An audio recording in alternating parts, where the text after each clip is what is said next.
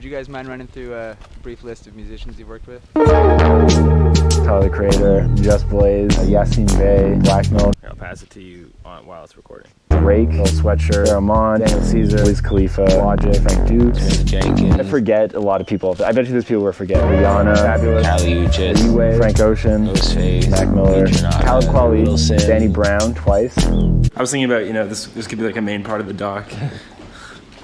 So we're rolling out to the tour van. I gotta put my shoes on. Can you just cut?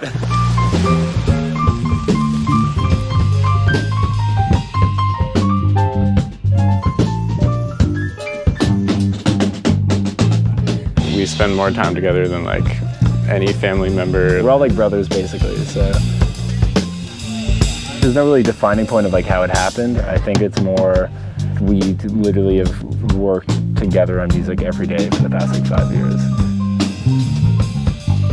You get the feeling also from all the artists that comes in here, they're in love with it. It becomes about the studio and the studio experience, not so much about it. And I think that those kids are like just, they're definitely tapping into some heavy, deep stuff.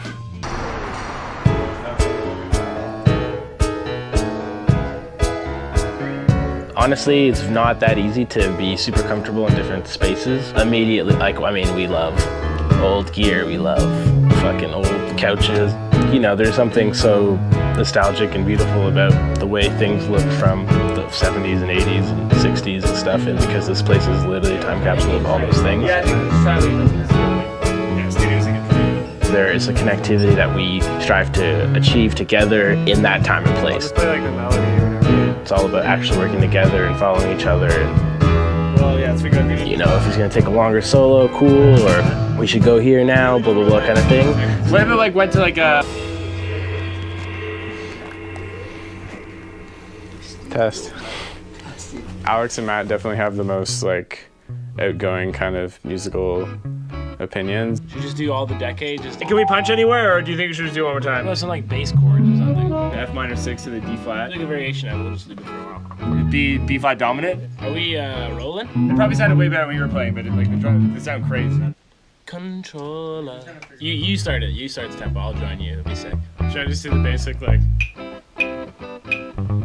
Do it like one element of Chester in there. Chester plays incredible piano and bass.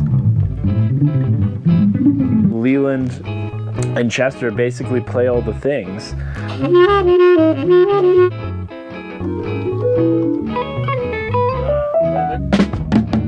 Yeah, I just kind of add that little extra flavor on top of everything. We all kind of come together in this big whirlwind of ideas. What do you guys think? What do you think? I don't know. It's kind of gonna be your call because we're just playing the song, like vibing out. I think you can do it better and just ignore like my comment about the quiet thing. Just vibe it with no intention. You know what I mean? Yeah.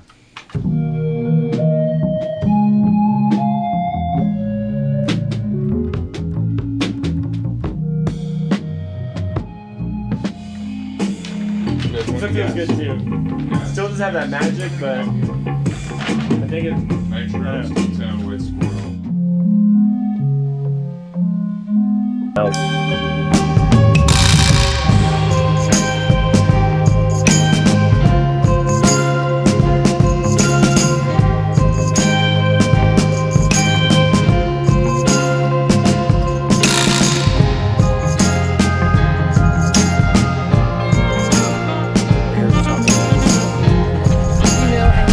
Even though I think all four of us aren't really the technically best musicians, I think what we really pay attention to is how do you feel when you play the instrument? Like how does someone get a feel when they hear you playing it?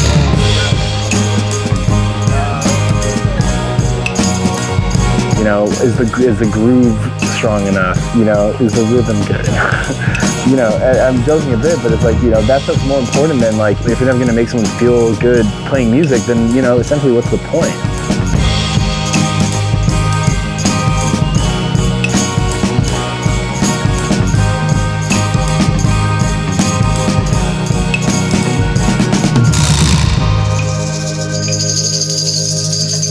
However we want to do it, we can arrange it or whatever.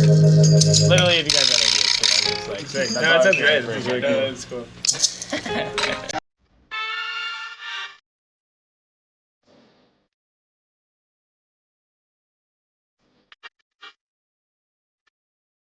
Il y a de quel âge? Je crois que c'était 14-15 ans et tout. Dans le site de Odd Future et tout, j'avais découvert un live de Odd Future avec des musiciens qui s'appelaient Bad Bad Not Good, que je connaissais pas du tout qui c'était et tout. Et je me demandais, t'as le créateur présente qui là? C'était dans un live il y a quelques années, c'était il y a 14-15 ans au tout début de Odd Future, hein, quand Odd Future n'était pas encore populaire et quand le créateur n'était pas encore le mec que vous adorez là, le mec qui a fait Chanel ou quelque chose comme ça là, quand il n'était pas encore ce gars là que vous adorez maintenant là, quand il était même un peu vilipendé. Je parle des fans de la première de Odd Future que j'ai été. Et à cette époque là, il avait présenté de Bad Bad Not Good, il avait même sur le site de Odd Future présenté même l'album du groupe. L'album du groupe avait la tête de cochon là que je me rappelle un peu, qui me parlait et tout, et j'ai cliqué, et en cliquant, j'étais waouh, j'avais été stupéfait par le type de musique que j'entendais.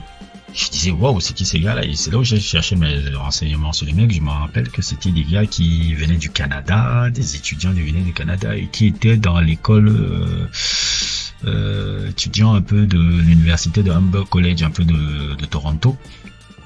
Et mon introduction à la musique jazz, fusion, quelque chose comme ça, si Joel Coltrane a été mon introduction au jazz, globalement, mon introduction au jazz fusion, c'est grâce à eux. Parce que je me rappelle que quand j'ai commencé à écouter la musique, j'ai commencé à essayer d'étudier leurs propres influences. Et quand je regardais les interviews et quand j'entendais les noms comme Arthur Verocai, je crois que c'est eux qui m'ont fait découvrir Arthur Verocai, c'est eux qui m'ont fait m'intéresser à Herbie Hancock, ce sont eux qui m'ont fait aussi intéresser à Jaco Pastorius. J'aurais jamais connu ces gars-là, j'aurais jamais connu ces artistes-là sans m'avoir intéressé à Bad Bad Not Good. Et il y a même cette émission-là aussi, là, qui était super intéressante, là. C'est une émission que je vous conseille énormément, ça fait 15 ans que je la suis, pour ceux qui veulent avoir une culture musicale beaucoup plus intéressante que le top 50, qui veulent vraiment approfondir la culture musicale globalement. Allez regarder cette émission qui s'appelle What's in My Bag. What's in My Bag est une émission où on parle des artistes on prend des artistes on les amène un peu chez un disquaire, et quand on les amène chez un disquaire, ils ont le choix entre plusieurs disques ou vinyles qu'ils vont prendre, et ils expliquent pourquoi ils ont aimé ce vinyle là, et c'est très intéressant, et c'est comme ça que j'ai vraiment approfondi ma culture musicale et ma découverte un peu de beaucoup de genres musicaux. Et Bad Bad Not Good fut vraiment mon entrée au jazz fusion. Sans eux, j'aurais jamais connu John McLaughlin, Mahavishnu Orchestra, Weather Report, Herbie Hancock, Jaco Pastorius, Arthur Verocai, tous les trucs comme Gilberto Gil, tous les trucs brésiliens même que je connais là, c'est eux, ce sont eux. Parce que j'étais tellement fasciné par leur musique que je me demandais d'où ça venait. Et aussi, c'est des gens aussi qui à un moment donné ont travaillé avec presque toute l'industrie. Vous avez vu au début là, quand vous regardez encore sur la vidéo, le nombre d'artistes qu'ils ont travaillé ensemble, parce qu'à un moment donné ils avaient un nom qui revenait. Je pense même aussi qu'ils ont fait des productions aussi. Je pense qu'il y a c'est pas comment il s'appelle, il y a un Chester, je sais pas quoi là, celui qui a l'extrême droite là, celui que vous voyez là, il a produit l'album, le son de Drake 0100, qui s'est un peu samplé d'un truc. Il y a un des personnages encore, je ne sais pas si c'est le même, qui a produit pour Kendrick Lamar dans Damn, qui s'appelle Lust. Il y a un autre membre qui n'est plus dans le groupe actuellement, mais qui a fait aussi beaucoup de productions pour les Kali Uchis, c'est énormément. C'est des gars qui sont dans l'industrie musicale actuellement très développée. Et Bad Bad Not Good, un peu, leur discographie, elle est vraiment fabuleuse. Elle est vraiment fabuleuse, surtout pour les gens qui sont des adeptes un peu de les albums de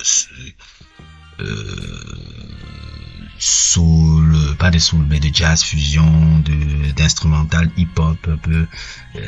Ils ont un certain amour aussi pour la musique un peu de, comment on appelle ça, la musique de MF Doom et la musique de J Dilla. Ils ont beaucoup ce truc là-bas. Je sais que c'est aussi des gros fans de hip-hop, ils sont très fans de Mobb Deep aussi. Et dans leur projet, si je me souvenais bien, dans leur projet, ils arrivaient à faire souvent même des covers de leur groupe de hip-hop préféré.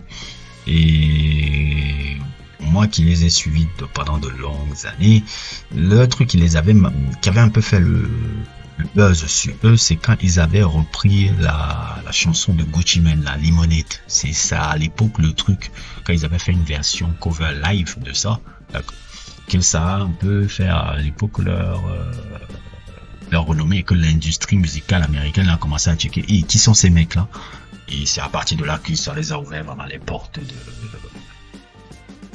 de l'industrie, surtout en termes de production et tout. Et allez écouter les albums qu'ils ont fait, les albums sont vraiment magnifiques. C'est parce que c'est des covers, la plupart du temps c'est des covers qu'ils ont fait, des covers incroyables de beaucoup d'artistes et de beaucoup de trucs. Et si vous aimez des instrumentations jazz, si vous aimez des instrumentations musicales très poussées, Bad Bad Not Good, c'est totalement le groupe parfait. Un de leurs derniers projets qui m'avait plu, c'était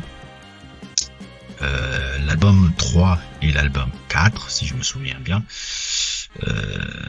C'était les deux projets là qui m'avaient beaucoup plu à l'époque, parce que là je pense qu'ils faisaient un peu moins de covers. À l'époque là c'était beaucoup plus de composition personnelle qui était un peu enregistrée, de la session un peu d'improvisation, d'enregistrement qu'ils faisaient, parce que c'est des gens qui font beaucoup de sessions d'enregistrement improvisé. Et là c'était des albums qui m'avaient beaucoup plu.